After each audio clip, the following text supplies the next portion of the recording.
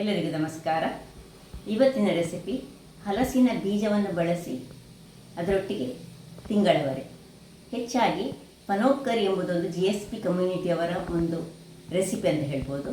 ಇವತ್ತು ನಾನು ಅದಕ್ಕೆ ಒಂದು ಹಲಸಿನ ಬೀಜವನ್ನು ಹಾಕಿ ಮಾಡಿದ್ದೇನೆ. ಅವರು ಹೆಚ್ಚಾಗಿ ಈ ತೊಂಡೆಕಾಯಿಯ ಅಥವಾ ಬಟಾಟೆ ಹಾಕಿ ಮಾಡ್ತಾರೆ. ನಾನು ಹಲಸಿನ ಬೀಜ ಹಾಕಿ ಮಾಡಿದ್ದೆ, ಬಹಳ ಟೇಸ್ಟಿಯಾಗಿ ಬಂತು. ಅದನ್ನು ನಿಮ್ಮೊಂದಿಗೆ ಇವತ್ತು ಶೇರ್ ಮಾಡ್ತಿದ್ದೇನೆ. ಹಾಗಾದರೆ ಯಾರೆಲ್ಲ ನನ್ನ ಚಾನಲನ್ನು ನೋಡ್ತಿದ್ದೀರಿ, ಯಾರೆಲ್ಲ ಇನ್ನೂ ಸಬ್ಸ್ಕ್ರೈಬ್ ಮಾಡಿಲ್ಲ, ದಯವಿಟ್ಟು ಸಬ್ಸ್ಕ್ರೈಬ್ ಮಾಡಿ ಸಪೋರ್ಟ್ ಮಾಡಿ ಅಂತ ಹೇಳುತ್ತಾ ಬನ್ನಿ ಯಾವ ರೀತಿಯಲ್ಲಿ ಈ ಒಂದು ರೆಸಿಪಿಯನ್ನು ಮಾಡೋದನ್ನು ನೋಡೋಣ. ನಮಸ್ತೆ ಮಿತ್ರರೇ, ನೋಡಿ ಹಲಸಿನ ಬೀಜದ ಸಿಪ್ಪೆ ತೆಗೆದಿಟ್ಟುಕೊಂಡಿದ್ದೇನೆ. ಇಲ್ಲಿ ತಿಂಗಳವರೆಯನ್ನು ರಾತ್ರಿ ನೆನೆ ಹಾಕಿಟ್ಟುಕೊಂಡಿದ್ದೇನೆ. ಇವತ್ತು ನಾವು ಕರಾವಳಿ ಶೈಲಿಯ ಒಂದು ತಿಂಗಳವರೆ ಮತ್ತು ಈ ಹಲಸಿನ ಬೀಜದ ಒಂದು ರೆಸಿಪಿ ಮಾಡೋಣ. ಅಂದರೆ ಮಧ್ಯಾಹ್ನಕ್ಕೆ ಪದಾರ್ಥ ಇದು ಕರಿ ಅಥವಾ ಈ ಪನ್ನಪ್ ಕರಿ ಅಂತ ನಾವು ಕರಿತೇವೆ. ಹೆಚ್ಚಾಗಿ ಇದನ್ನು GSP ಕಮ್ಯುನಿಟಿಯವರು ಮಾಡ್ತಾರೆ. ಬೇರೆ ಬೇರೆ ಇದಕ್ಕೆ ಕಾಂಬಿನೇಷನ್ ಹಾಕ್ಬೋದು. ಈ ತಿಂಗಳವರೆಗೆ ಬಟಾಟೆ ಹಾಕ್ಬೋದು ಅಥವಾ ಈ ತೊಂಡೆಕಾಯಿ ಸಹ ಹಾಕ್ಕೊಳ್ಬೋದು. ಅದು ಹಾಕಿ ಸಹ ಮಾಡಿದರೆ ಒಳ್ಳೆಯದಾಗ್ತದೆ. ಸೊ ಇವತ್ತು ನಾನು ಈಗ ಹೇಗೆ ಸೀಸನಲ್ಲಿರುವಂತಹ ಈ ಬೀಜವನ್ನು ಎಲ್ಲ ಗುದ್ದಿದ್ರೆ ಕೂಡಲೇ ಏನಾಗ್ತದೆ ಹೇಳಿದರೆ, ನೋಡಿ ಗುದ್ದಿದ ಕೂಡಲೇ ಇದರ ಸಿಪ್ಪೆ ತೆಗಿಲಿಕ್ಕೆ ತುಂಬ ಸುಲಭ ಸಹ ಆಗ್ತದೆ ಮತ್ತು ಕ್ರಷ್ ಆಗಿದಾಗ ನಮಗೆ ಅದು ಬೇಯಿಸಲಿಕ್ಕೆ ಸಹ ಬಹಳ ಒಳ್ಳೆಯದು. ಈಗ ಒಂದು ಕುಕ್ಕರನ್ನು ತೆಗೆದುಕೊಂಡು ಮೊದಲಿಗೆ ಇದರಲ್ಲಿ ನೀರಿನಲ್ಲಿ ಇದನ್ನು ಮೊದಲಿಗೆ ತೊಳೆದು ಮತ್ತೆ ನೀರಿನಲ್ಲಿ ಹಾಕಿಟ್ಟುಕೊಂಡ್ರೆ ಉತ್ತಮ. ಸ್ವಲ್ಪ ಇದರಲ್ಲಿ ನೀರು ಹೋದರೆ ಸಹ ಏನಾಗೋದಿಲ್ಲ, ಹಾಗಾಗಿ ಇದನ್ನು ಹಾಕ್ಕೊಳ್ಳೋಣ. ಇನ್ನು ಈ ತೊಳೆದಿಟ್ಟಂತಹ ಹಲಸಿನ ಬೀಜವನ್ನು ಹಾಕ್ಕೊಂಡು ಇದಕ್ಕೆ ನೀರನ್ನು ಹಾಕ್ಕೊಳ್ಳೋಣ.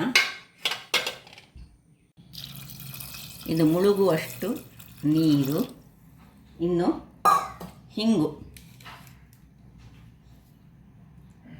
ಹಿಂಗನ್ನು ಹಾಕ್ಕೊಂಡು ಬೇರೆ ಬೇರೆ ಶೈಲಿಯಲ್ಲಿ ಮಾಡ್ತಾರೆ. ಇದು ನಾನು ನನ್ನ ಶೈಲಿಯಲ್ಲಿ ಮಾಡ್ತಿದ್ದೇನೆ. ಇದನ್ನೀಗ ಗ್ಯಾಸಲ್ಲಿಟ್ಟು ಇದಕ್ಕೆ ಒಲೆಯನ್ನು ಉರಿಸಿಕೊಂಡು ಒಂದು 2 ಅಥವಾ 1 ವಿಸಿಲ್ ಸಾಕಾಗ್ತದೆ. ನಿಮ್ಮ ಕುಕ್ಕರಿಗೆ ಅನುಗುಣವಾಗಿ ಬೇಯಿಸ್ಕೊಳ್ಳೋಣ. ವೀಕ್ಷಕರೇ, 2 ವಿಸಿಲ್ ನಂತರ ಇದನ್ನು ಬಂದ್ ಮಾಡ್ಕೊಂಡಿದ್ದೇನೆ ನಾನೀಗ. ಇದು ಚೆನ್ನಾಗಿ ಬೆಂದಿದೆ. ಈಗ ಇದಕ್ಕೆ ಸ್ವಲ್ಪ ಉಪ್ಪನ್ನು ಹಾಕ್ಕೊಳ್ತಿದ್ದೇನೆ.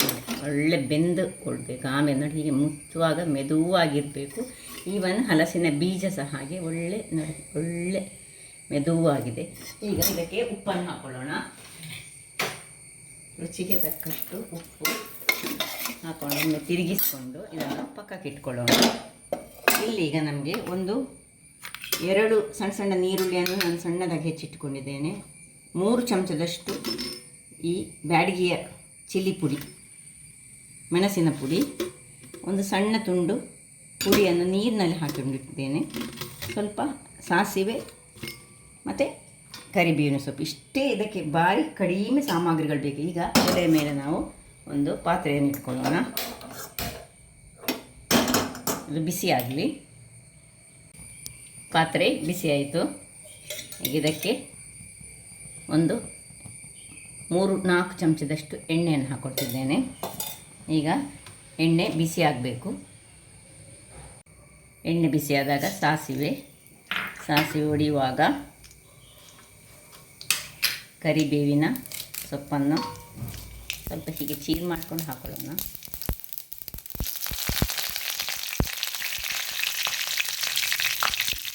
ಈಗೆಲ್ಲ ಒಳ್ಳೆ ಪರಿಮಳ ಸಾಸಿವೆ ಇದರಲ್ಲಿ ಬರ್ತಾ ಉಂಟು. ಈಗ ಸಣ್ಣದಾಗಿ ಹೆಚ್ಚಿಟ್ಟ ನೀರುಳ್ಳಿಯನ್ನು ಹಾಕ್ಕೊಳ್ತಿದ್ದೇನೆ. ನೀರುಳ್ಳಿಯನ್ನು ಇದರಲ್ಲಿ ಒಳ್ಳೆ ಫ್ರೈ ಆಗಬೇಕು. ಇದು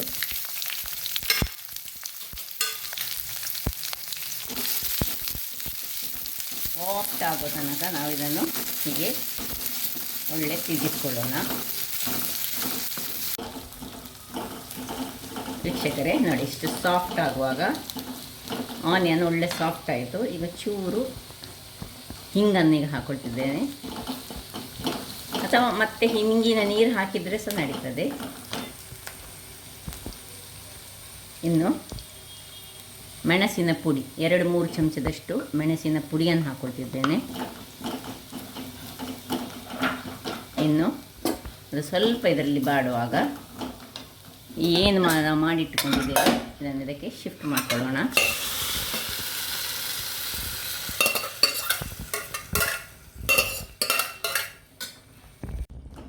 ಇದನ್ನೀಗ ಚೆನ್ನಾಗಿ ಮಿಕ್ಸ್ ಮಾಡ್ಕೊಳ್ಳೋಣ.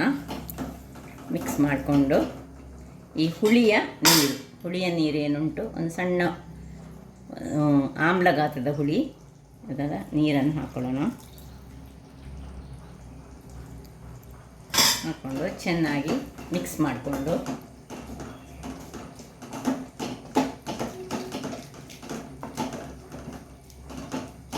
ಒಳ್ಳೆ ಕುದಿಲಿಕ್ಕೆ ಬಿಡೋಣ.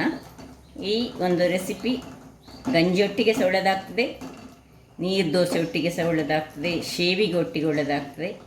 ಬಹಳ ರುಚಿಕರವಾಗಿ ಬರುವಂತಹ ಒಂದು ಸ್ವಲ್ಪವೇ ಸ್ವಲ್ಪ ಇಂಗ್ರೀಡಿಯೆಂಟ್ಸನ್ನು ಹಾಕಿ ಮಾಡಿದಂತಹ ಒಂದು ರೆಸಿಪಿ. ಸೊ ಇದು ಕುದೀಲಿ ಈಗ ವೀಕ್ಷಕರೇ. ಒಳ್ಳೆ ಕುದೀತಾ ಉಂಟು ನೋಡಿ, ಹೀಗೆ ಕುದಿಬೇಕು. ದಪ್ಪ ಸಾಯ್ತು ನೋಡಿ, ಆಲ್ರೆಡಿ ಬೀಜ ಹಾಕಿದರೆ ದಪ್ಪ ಆಗ್ತದೆ. ಇಷ್ಟಾಗುವಾಗ ಸಾಕು. ಒಂದು 2 ನಿಮಿಷ 3 ನಿಮಿಷ ಕುದಿಸಿಕೊಂಡ್ರೆ ಇದನ್ನು ಆಫ್ ಮಾಡಿಕೊಂಡು ಇನ್ನು ಸರ್ವ್ ಮಾಡೋಣ. ಯಾವ ಒಂದು ಅನ್ನಕ್ಕೆ ಸಾಕ್ತದೆ, ಗಂಜಿಗೆ ಆಗ್ತದೆ, ದೋಸೆಗೆ ಆಗ್ತದೆ, ಇಡ್ಲಿಗೆ ಆಗ್ತದೆ. ಸ್ವಲ್ಪ ಬೇಕಿದ್ರೆ ಇನ್ನೂ ಸಹ ಹೆಚ್ಚು ನೀರು ಮಾಡ್ಕೊಂಡು ಸಹ ಮಾಡ್ಕೊಳ್ಬೋದು. ಮೆಣಸು ಬೇಕಿದ್ದರೆ ನಿಮ್ಮ ಖಾರಕ್ಕೆ ತಕ್ಕಂತೆ ಇನ್ನೂ ಸಹ ಹೆಚ್ಚು ಹಾಕ್ಕೊಳ್ಬೋದು. ಉಪ್ಪು ಎಲ್ಲ ಚೆಕ್ ಮಾಡ್ಕೊಳ್ಬೇಕು. ಸೊ ತುಂಬ ಖಾರವಾಗಿ ಇರುವಂತಹ, ಯಾರಿಗೆ ಖಾರ ಇಷ್ಟ ಅಂಥವರಿಗೆ ಬೇಕಾದಂತಹ ಒಂದು, ಇದಕ್ಕೆ ತಿಂಗಳವರೆಯ ಪನೋಪ್ಕರಿ ಅಂತ ಕರೀತಾರೆ. ಇದನ್ನು ಖಾಲಿ ಈ ಮೆಣಸು ಹಾಕದೆ ಉಪ್ಕರಿಯ ರೀತಿಯಲ್ಲಿ ಸಹ ಮಾಡ್ತೇವೆ ನಾವು. ಹಾಗಾದರೆ ನನ್ನ ಈ ಕುಕಿಂಗ್ ಚಾನಲ್ ನಿಮಗೆ ಇಷ್ಟ ಆದರೆ ಬೋಳು ಸುವರ್ಣ ಚಾನಲನ್ನು ಲೈಕ್ ಮಾಡಿ, ಶೇರ್ ಮಾಡಿ ಹಾಗೂ ಸಬ್ಸ್ಕ್ರೈಬ್ ಮಾಡಿ ಹಾಗೂ ನನ್ನ ಇನ್ಸ್ಟಾಗ್ರಾಮ್ ಪೇಜನ್ನು ಫಾಲೋ ಮಾಡಿ. ಧನ್ಯವಾದಗಳು.